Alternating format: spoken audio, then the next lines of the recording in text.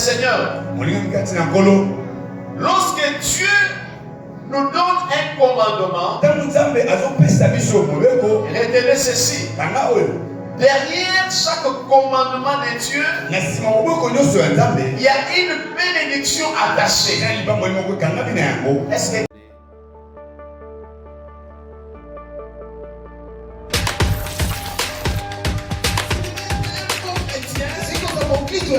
il est assigné dans la parole. Il est attaché. Amen, l'église. Vous savez, aujourd'hui, nous les gens qui sont malheureux, j'ai besoin de ta bénédiction. Oublions que la bénédiction de Dieu se trouve dans sa parole. Lorsqu'un père donne les règlements dans la maison, il ne bénira que les enfants qui sont en train d'obéir à ces règlements. Mais c'est comme ceux qui n'obéissent pas, ceux qui n'observent pas, ces enfants demeurent sous la colère de leur père. Parce que ce sont des enfants rebelles. Parce que ce sont des enfants égarés. Le fait qu'ils ne sont pas capables d'observer, de garder les règlements placés par leur père. C'est la même chose avec Dieu. Dieu bénit. Il bénit ceux qui obéissent à sa parole. Adam a échoué parce qu'il n'avait pas observé l'ordonnance donnée par Dieu. C'était pour lui un échec. Alléluia. Amen. Alléluia. Amen. Sur base de cette désobéissance, Adam a perdu la suite des événements. Sinon, on parlerait d'Adam dans une autre dimension. L'histoire d'Adam, avec Dieu, s'est arrêtée à ce niveau-là. Là où Adam était tombé, là où Adam avait désobéi, c'était la fin de son histoire avec Dieu. Amen, l'église. Amen. Alléluia. Amen. Adam a désobéi, il est tombé et il a été chassé du jardin de Dieu. Voyez comment est-ce que beaucoup de gens sont chassés de la présence de Dieu? Il y a des gens qui vont à l'église, mais devant Dieu, Dieu les a déjà chassés loin de sa présence.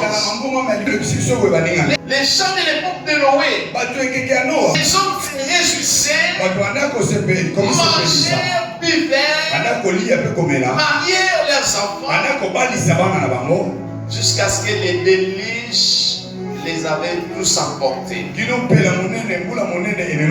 C'est comme cette génération où les gens n'ont pas besoin de Dieu. D'ailleurs, comme il y a une église à côté, on ne fait pas même de cette église-là. C'est comporté de la même manière. Lorsque Noé sortait pour les évangéliser, il s'est moqué de Noé. Toi, tu es dépassé. Toi, Noé, tu es dépassé. Occupe-toi de tes enfants et de ta femme. Dieu, chaque jour, Dieu a dit, Noé, tais-toi. Si tu passes encore ici, je vais te boxer, Noé. C'est la même chose avec cette génération où les gens n'ont pas le temps pour Dieu, où les choses de Dieu ne les concernent même pas. Bien-aimés, faites attention. Faisons attention, frères et sœurs. Nous vivons dans un monde rebelle à Dieu. Je disais dernièrement, beaucoup de gens disent, nous vivons dans un monde qui se développe. Quand on voit Dubaï, les images des immeubles, on soit des de Dubaï. Nous aimerons que notre pays aussi devienne comme ça. Bien-aimé, Dieu ne voit pas. Il ne voit pas les choses telles que nous les voyons. Dieu voit un monde qui est en train de périr à cause de la rébellion des gens, à cause du péché, à cause des égarements. Les gens se sont égarés de Dieu. Les gens ont rejeté Dieu. Alors Noé, il avait écouté la voix de Dieu. Étant dans cette époque, dans cette génération égarée, mais Noé était attentif à la voix de Dieu. Il écouta la voix de Dieu. Et Noé a mis en œuvre toutes les recommandations reçues par Dieu. Quelles en étaient les conséquences? Noé était sauvé. Il était sauvé. Lui, sa femme, ses enfants et ses beaux-fils. J'espère que c'est ça. Amen. Ils étaient sauvés. Ils étaient sauvés, toute la famille était sauvée à cause de l'obéissance d'une seule personne. Alléluia. Amen. Bien-aimé dans le Seigneur, dans le milieu où tu vis, c'est pour que les gens ne craignent pas Dieu. C'est pour que les gens n'aient pas besoin de Dieu. Mais toi dans ton cœur, ressens le besoin de Dieu. Toi dans ton cœur, aime Dieu. Toi dans ton cœur, fais les choses différemment. Toi dans ton cœur, distingue-toi avec cette génération rebelle. Alléluia. Amen. Le monde entier est sous la colère de Dieu. Retenez cela. Que le monde est sous la colère de Dieu. Pourquoi?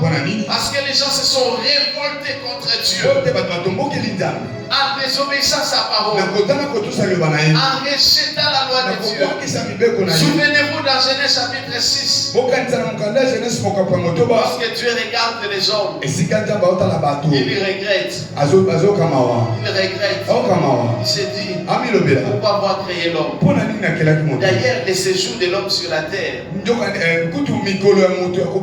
seront fixés à 120 ans. C'était à partir des constats que Dieu avait fait sur les hommes qu'il avait créés. Au lieu que les gens reviennent vers Dieu, ils progressaient, ils se distinguaient dans le mal. Alors que Dieu ne pouvait plus permettre à ce que l'homme vive longtemps sur la terre. Écoute, frères et sœurs, c'était possible pour que l'homme vive éternellement sur la terre. Ici. Amen, l'Église. Amen. Lorsqu'on parle des commandements ici, il s'agit de la parole de Dieu.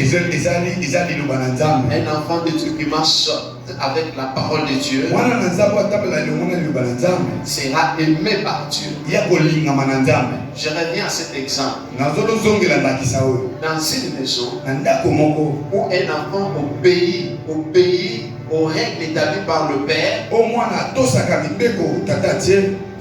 le Père va toujours vouloir protéger cet enfant. Il sait que même si je mourrais, je sais que tel enfant gardera mes commandements, il les appliquera de cette manière que le Seigneur nous conseille. Mais surtout ça parle de Tartara. Alléluia.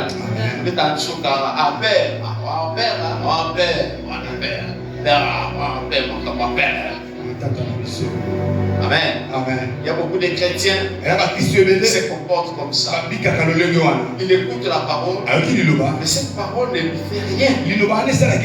Ça, c'est Donc je ne peux pas aller dans une église où à chaque fois qu'on prêche et que je ne suis pas toujours touché. C'est-à-dire qu'il n'y a pas une parole vivante. La parole de Dieu, son travail, c'est de nous changer. Lorsque nous écoutons cette parole, ça doit nous toucher.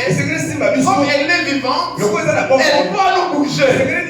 Mais si il ne bouge en nous, c'est que ce n'est pas une parole vivante.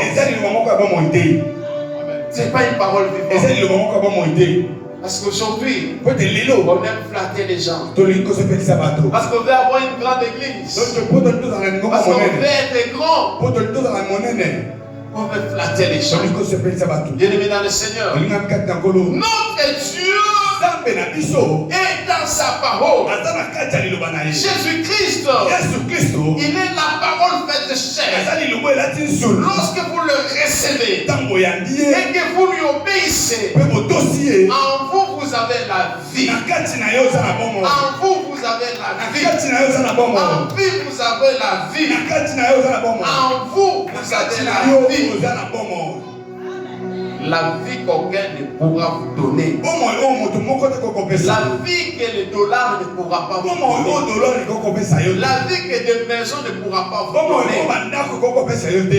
La vie que le monde ne pourra pas vous donner. Lorsque vous avez Jésus, il est la parole de Dieu. Il est la parole vivante. La parole faite chair qui habite parmi nous. Et cette parole qui habite parmi nous, elle nous amène à vivre en harmonie avec le ciel. S'il y a des moments où le diable ne se compte pas, c'est les moments où on prêche la parole. S'il y a des moments où le diable n'aime pas, c'est le moment où, lorsque nous évangélisons, lorsque nous annonçons l'évangile, lorsque nous enseignons la parole, ce sont des moments où le diable est très mécontent. Parce qu'à force d'écouter la parole, vous allez comprendre, vous allez marcher avec Dieu. C'est à cause de l'obéissance. Et si toi tu obéis à Dieu, cette malédiction qui bloque ta famille sera brisée. Alléluia. À cause de l'obéissance. L'obéissance à la parole de Dieu. L'obéissance à la parole de Dieu fait l'obéir de recevoir Christ dans nos vies comme notre Seigneur et Sauveur. Alléluia. C'est par là que nous sommes sauvés. Lorsque nous avons obéi à recevoir Jésus dans notre cœur comme notre Seigneur, Dieu nous donne son salut. Mais ceux qui rejettent le Seigneur, ils ne peuvent pas être sauvés. Voilà pourquoi nous sommes une église évangélique. Mission évangélique qui doit préparer les gens à l'avènement du Seigneur. C'est ça les caractéristiques de notre église. Une église évangélique doit s'approcher de tous ces gens qui sont éloignés de Dieu pour leur parler de l'amour de Dieu, afin que ces derniers soient aussi sauvés. Amen. Amen.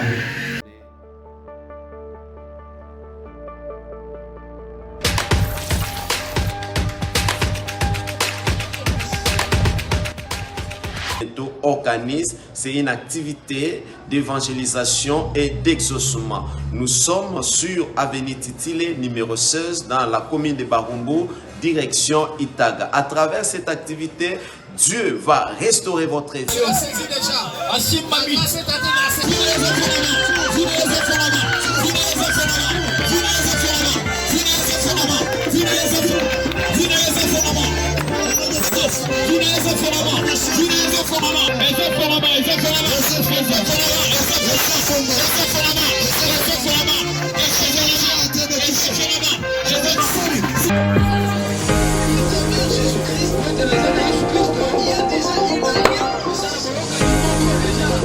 Yeah.